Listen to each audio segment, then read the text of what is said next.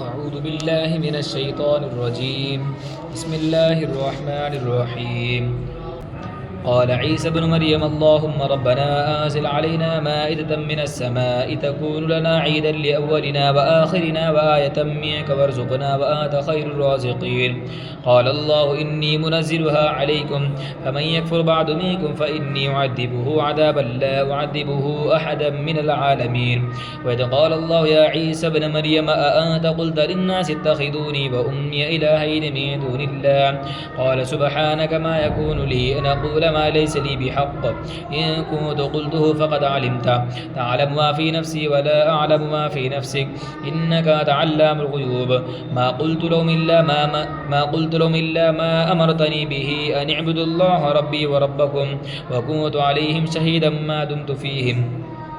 فلما توفيتني كنت أنت الرقيب عليهم وأنت على كل شيء شهيد. فإن تعذبهم فإنهم عبادك وإن تغفر لهم فإنك أنت العزيز الحكيم. قال الله هذا يوم ينفع الصادقين صدقهم لهم جنات تجري من تحتها الأنهار خالدين فيها أبدا رضي الله عنهم ورضوا عنه ذلك الفوز العظيم. لله ملك السماوات والأرض وما فيهن وهو على كل شيء قدير. بسم الله الرحمن الرحيم. الحمد لله الذي خلق السماوات والأرض وجعل الظلمات والنور ثم الذين كفروا بربهم يعدلون والذي خلقكم من طين ثم قضى أجلا وأجل مسمى عنده ثم أنتم تمترون وهو الله في السماوات وفي الأرض يعلم سركم وجهركم ويعلم ما تكسبون وما تأتيهم من آية من آيات ربهم إلا كانوا عنها معرضين فقد كذبوا بالحق لما جاءهم فسوف يأتيهم أنباء ما كانوا به يستهزئون. ألم يروا كما أهلكنا من قبلهم من قرن مكناهم في الأرض ما لم نمكن لكم وأرسلنا السماء عليهم مدرارا وجعلنا الأنهار تجري من تحتهم فهلكنا بذنوبهم وأنشأنا من بعدهم قرنا آخرين. ولو نزلنا عليك كتابا في قرطاس فلمسوه بأيديهم لقال الذين كفروا إن هذا إلا سحر مبين وقالوا لولا أنزل عليه ملك ولو أنزلنا ملكا لقضي الأمر ثم لا ينظرون ولو جعلناه ملكا لجعلناه رجلا وللبسنا عليهم ما يلبسون ولقد استهزئ برسل من قبلك فحاق بالذين سخروا منهم ما كانوا به يستهزئون. قل سيروا في الأرض ثم انظروا كيف كان عاقبة المكذبين. قل لمن ما في السماوات والأرض قل لله كتب على نفس الرحمة أنه من عمل منكم كتب على نفس الرحمة أنه من يجمعنكم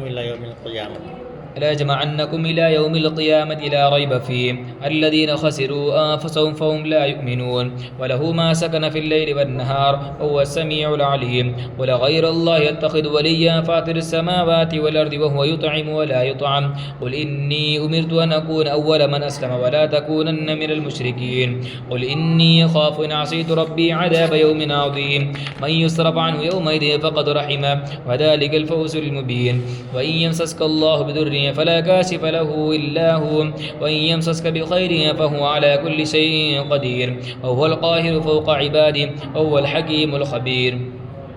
قل أي شيء أكبر شهادة قل الله شهيد بيني وبينكم وأوحي إليك هذا القرآن لأنذركم به ومن بلغ أئنكم لتشهدون أن مع الله آلهة أخرى قل لا أشهد قل إنما هو إله واحد وإنني بريء مما تشركون. الذين آتيناهم الكتاب يعرفونه كما يعرفون أبناءهم الذين خسروا أنفسهم فهم لا يؤمنون. ومن أظلم ممن افترى على الله كذبا أو كذب بآياته إنه لا يفلح الظالمون. ويوم نحشر جميعا ثم نقول للذين أشركوا أين شركاؤكم الذين كنتم تزعمون ثم لم تكن فتنتهم إلا أن قالوا والله ربنا ما كنا مشركين. انظر كيف كذبوا على أنفسهم وضل عنهم ما كانوا يفترون.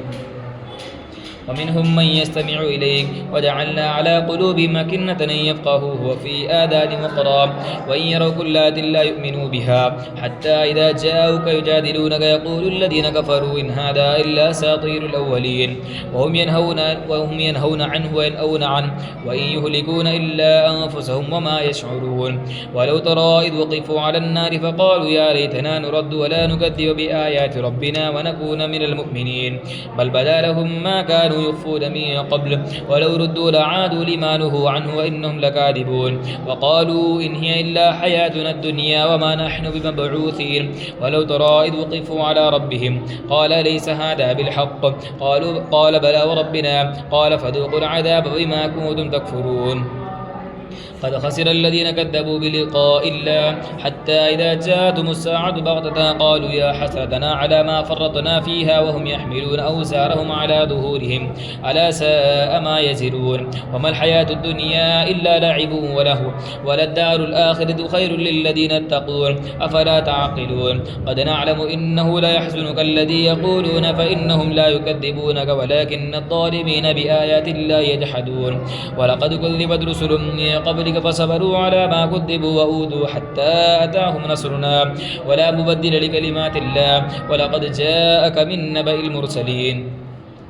وإن كان كبر عليك إعراض فإن استطعت أن تبتغي نفقا في الأرض وسلما في السماء فتأتيهم بآية ولو شاء الله لجمعهم على الهدى فلا تكونن من الجاهلين إنما يستجيب الذين يسمعون والموتى يبعثهم الله ثم إليه يرجعون وقالوا لولا نزل عليه آية من ربي قل إن الله قادر على أن ينزل آية ولكن أكثرهم لا يعلمون وما من دابة في الأرض ولا طائر يطير بجناحيه إلا أمثالكم ما فرطنا في الكتاب من شيء ثم إلى ربهم يحشرون والذين كذبوا بآياتنا صم وبكم في الظلمات من يشاء الله يضلل ومن يشاء يجعله على صراط مستقيم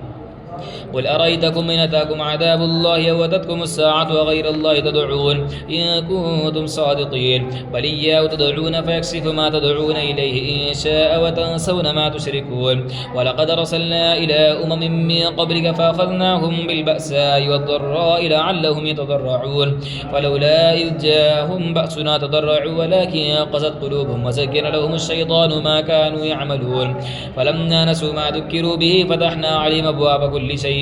حتى إذا فرحوا بما أوتوا وأخذناهم بغتة فإذا هم مبلسون فقطع دابر القوم الذين ظلموا والحمد لله رب العالمين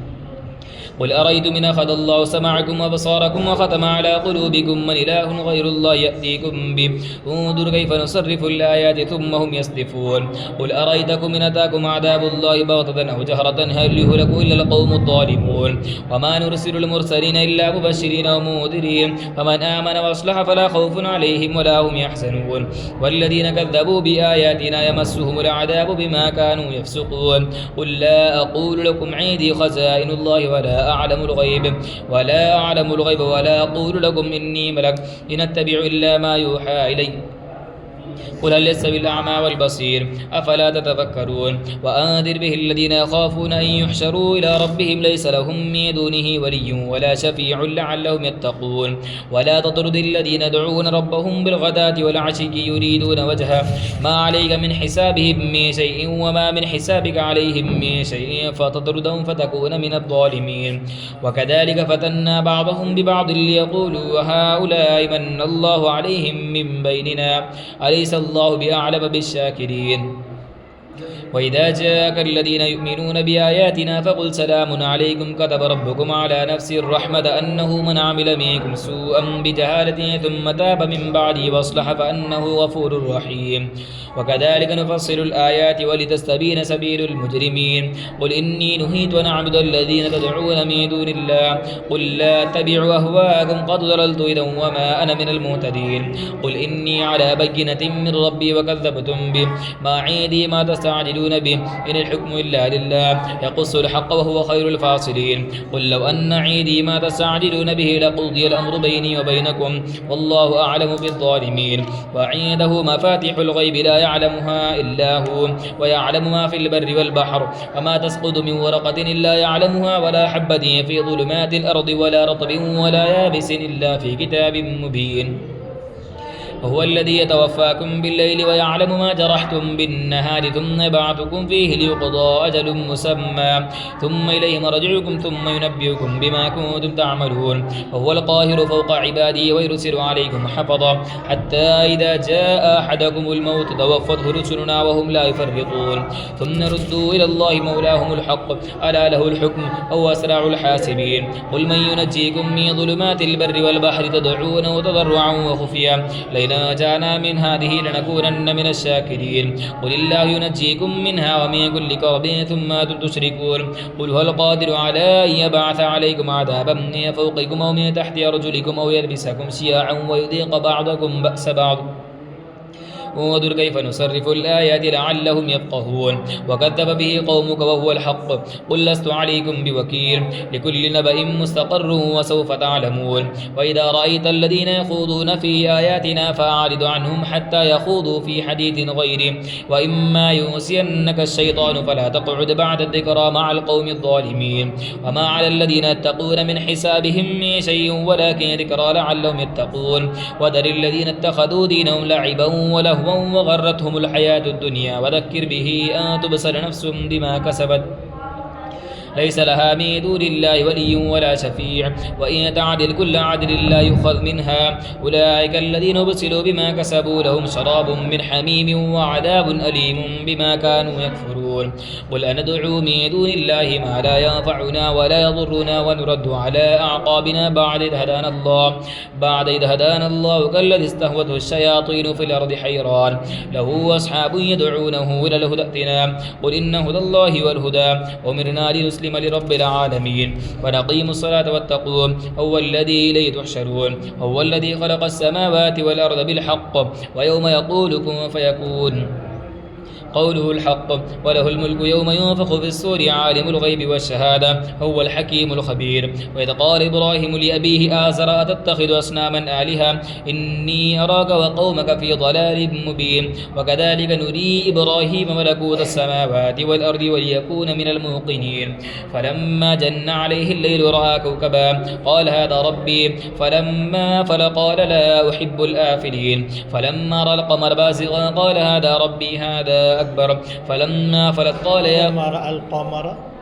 فلما رأى القمر بازغا قال هذا ربي فلما فل قال لئن لم يهدني ربي لأكونن من القوم الضالين فلما رأى الشمس بازغة قال هذا ربي هذا أكبر فلما فلت قال يا قوم إني بريء مما تشركون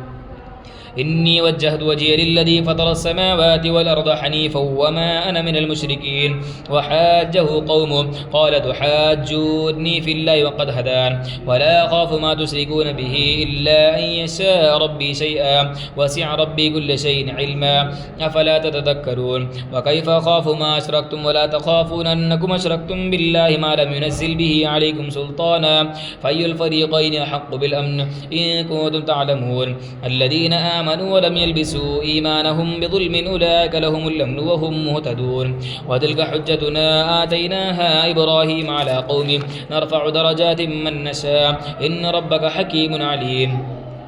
ووهبنا له إسحاق ويعقوب كلا هدينا ونوحا هدينا من قبل ومن ذريته داود وسليمان وأيوب ويوسف وموسى وهارون وكذلك نجزي المحسنين وزكريا ويحيى وعيسى وإلياس كل من الصالحين وإسماعيل واليسع ويونس ولوطا وكلا فضلنا على العالمين ومن آبائهم وذرياتهم وإخوانهم وجد بينهم وهديناهم إلى صراط مستقيم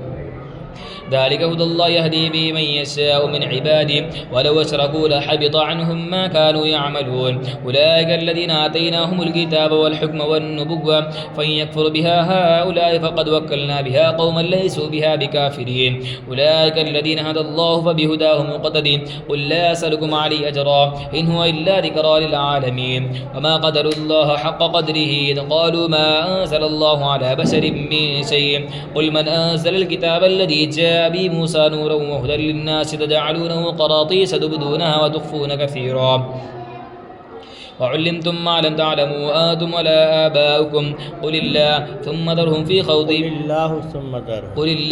ذرهم في خوضهم يلعبون وهذا كتاب أنزلناه مبارك مصدق الذي بين يديه ولتنذر أم القرى ومن حولها والذين يؤمنون بالآخرة يؤمنون به وهم على صلاتهم يحافظون ومن أظلم ممن افترى على الله كذبا أو قال أوحي إليك ولم يوحى إليه شيء وما قال سأنزل مثل ما أنزل الله ولو ترى الظالمون في غمرات الموت والملائكة باسطوا أيديهم أخرجوا أنفسكم اليوم تجزون عذاب الهون بما كنتم تقولون على الله غير الحق وكنتم عن آياته تستكبرون ولقد جئتمونا فرادا كما خلقناكم أول مرة وتركتم ما خولناكم وراء ظهوركم وما نرى معكم شفعاءكم الذين زعمتم أنهم فيكم شركاء لقد تقطع بينكم وضل عنكم ما كنتم تزعمون إن الله فالق الحب والنوى يخرج الحي من الميت ومخرج الميت من الحي ذلكم الله فأنى تؤفكون فالق الإصباح وجعل الليل سكنا والشمس والقمر حسبانا ذلك تقدير العزيز العليم هو الذي جعل لكم النجوم لتهتدوا بها في ظلمات البر والبحر قد فصلنا الآيات لقوم يعلمون هو الذي أنشاكم من نفس واحدة فمستقر ومستودع قد فصلنا الآيات لقوم يفقهون وهو الذي أنزل من السماء ماء فخرجنا به نبات كل شيء فخرجنا منه خضرا نخرج حبا متراكبا ومن النخل من طلعها قنوان دانية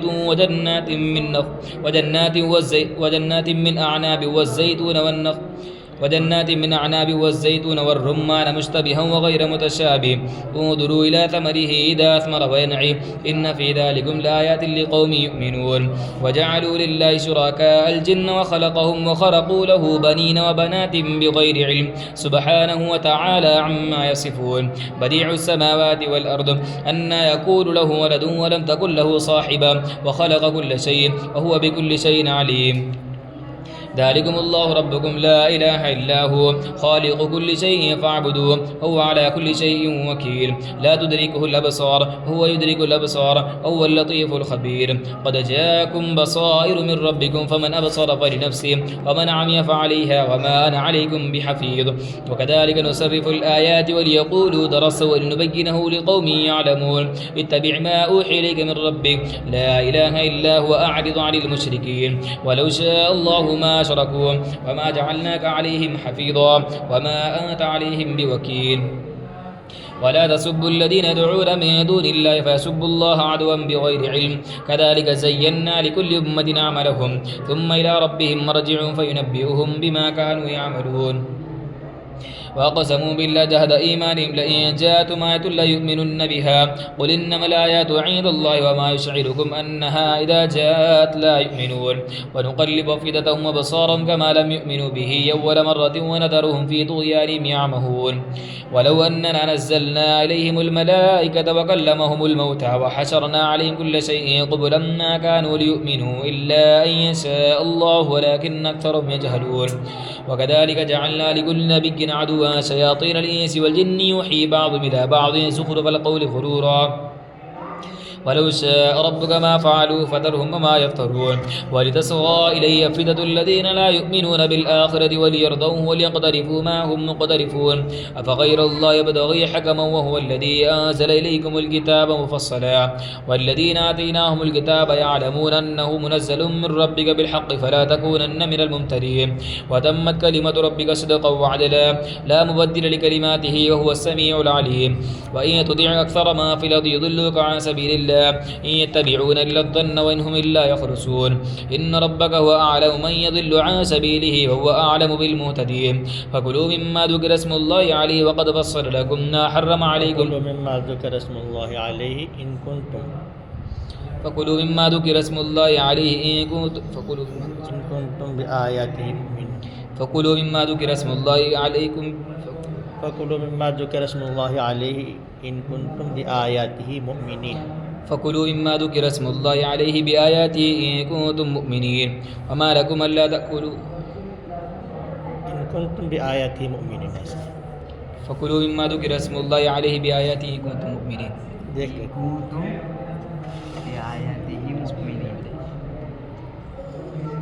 नशन करके रखो فكلوا مما ذكر اسم الله عليه بآياته إن كنتم آيات فكلوا مما ذكر اسم الله عليه إن كنتم بآياته مؤمنين فكلوا مما ذكر اسم الله عليه إن كنتم بآياته مؤمنين وما لكم ألا تأكلوا مما ذكر اسم الله عليه وقد فصل لكم ما حرم عليكم إلا ما اضطررتم إليه وإن كثيرا ليضلون بأهوائهم بغير علم إن ربك هو أعلم بالمعتدين وذروا ظاهر الإثم وباطنه إن الذين يكسبون الإثم سيجزون بما كانوا يقترفون ولا تأكلوا مما لم يذكر اسم الله عليه وإنه لفسق وإن الشياطين ليوحون إلى أوليائهم ليجادلوكم وإن أطعتموهم إنكم لمشركون أو ما كان ميتا فأحييناه وجعلنا له نورا يمشي به في الناس كمن مثله في الظلمات ليس بخارج منها كذلك زين للكافرين ما كانوا يعملون وكذلك جعلنا في كل قرية أكابر مجرميها ليمكروا فيها وما يمكرون إلا بأنفسهم وما يشعرون وإذا جاءتهم آية قالوا لن نؤمن حتى نؤتى مثل ما أوتي رسل الله الله أعلم حيث يجعل رسالته سيصيب الذين أجرموا صغار عند الله وعذاب شديد بما كانوا يمكرون فمن يرد الله أن يهديه يشرح صدره للإسلام ومن يرد أن يضله يجعل صدره ضيقا حرجا كأنما يصعد في السماء كذلك يجعل الله الرجس على الذين لا يؤمنون وهذا صراط ربك مستقيما قد فصلنا الآيات لقوم يذكرون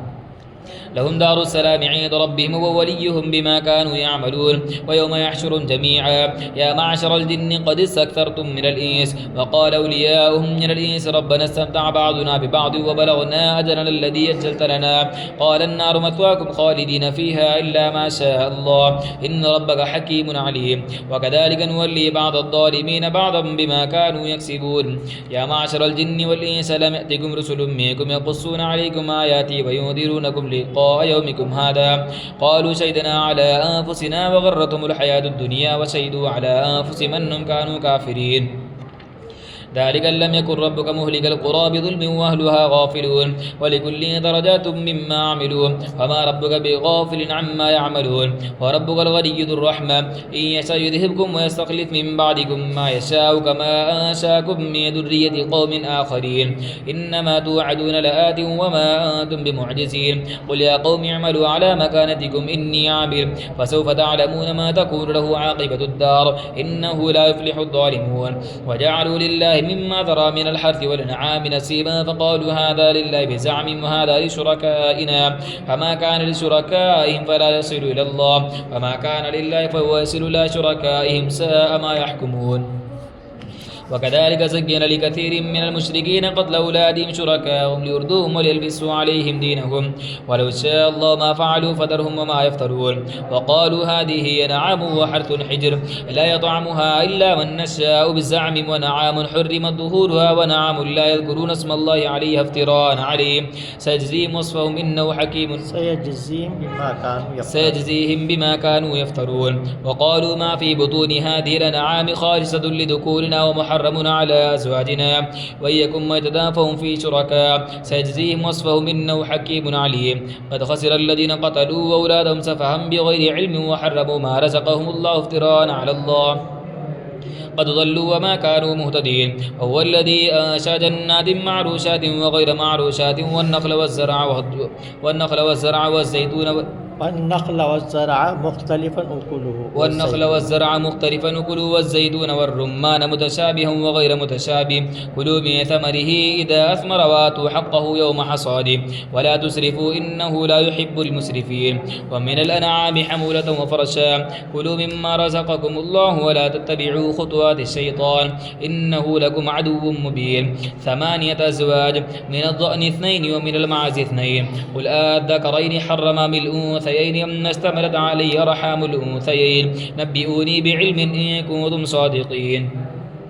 ومن الإبل اثنين ومن البقر اثنين قل الذكرين حرم أم الأنثيين أم اشتملت عليه أرحام الأنثيين أم كنتم شهداء إذ وصاكم الله بهذا فمن أظلم ممن افترى على الله كذبا ليضل الناس بغير علم إن الله لا يهدي القوم الظالمين قل لا أجد فيما أوحي لي محرما على طاعم يطعمه إلا أن يكون ميتة أو دما مسفوحا أو لحم خنزير فإنه رجس أو فسقا أهل لغير الله به ومن اضطر غير باغ ولا عاد فإن ربك غفور رحيم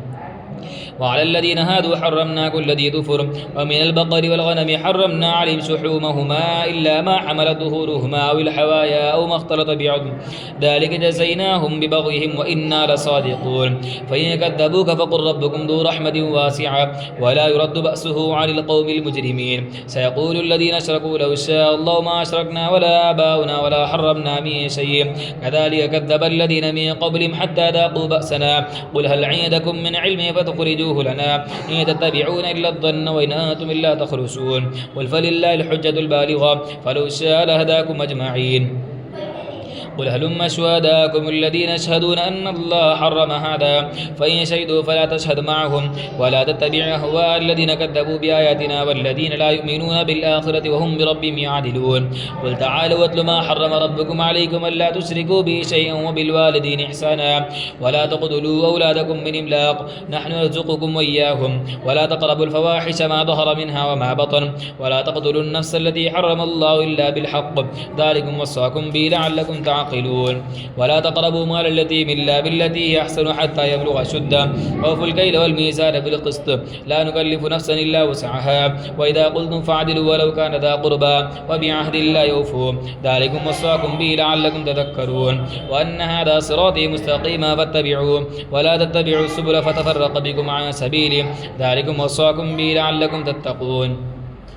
ثم آتينا موسى الكتاب تماما على الذي أحسن وتفصيلا لكل شيء وهدى ورحمة لعلهم بلقاء ربهم يؤمنون وهذا كتاب أنزلناه مبارك فاتبعوه واتقوا لعلكم ترحمون تقولوا إنما أنزل الكتاب على طائفتين من قبلنا وإن كنا عن دراستهم لغافلين أو تقولوا لو أن أنزل علينا الكتاب لكنا أهدى منهم فقد جاءكم بينة من ربكم وهدى ورحمة فمن أظلم مما كذب بآيات الله وصدف عنها سنجزي الذين يصدفون عن آياتنا سوء العذاب بما كانوا يصدفون هل ينظرون إلا أن تأتيهم الملائكة أو يأتي ربك أو يأتي بعض آيات ربك يوم يأتي بعض آيات ربك لا ينفع نفسا إيمانها لم تكن آمنت من قبل أو كسبت في إيمانها خيرا قل انتظروا إنا منتظرون إن الذين فرقوا دينهم وكانوا شيعا لست منهم في شيء إنما أمر من الله ثم ينبئهم بما كانوا يفعلون ما جاء بالحسنة فله عشر أمثالها وما جاء بالسيئة فلا يجزى إلا مثلها وهم لا يظلمون قل إنني هداني ربي إلى صراط مستقيم دينا قيما ملة إبراهيم حنيفا وما كان من المشركين قل إن صلاتي ونسكي ومحياي ومماتي لله رب العالمين لا شريك له وبذلك أمرت أنا أول المسلمين قل غير الله يبغي ربا وهو رب كل شيء ولا تكسب كل نفس إلا عليها ولا تزر وازرة وزر أخرى ثم إلى ربكم مرجعكم فينبئكم بما كنتم تعملون هو الذي جعلكم خلق ثم إلى ربكم مرجعكم فينبئكم بما كنتم فيه تختلفون ثم إلى ربكم مرجعكم فينبئكم بما كنتم فيه تختلفون هو الذي جعلكم خلائف الأرض ورفع بعضكم فوق بعض درجات ليبلوكم فيما آتاكم إن ربك سريع العقاب إنه هو الغفور الرحيم إن ربك سريع العقاب وإنه هو الغفور الرحيم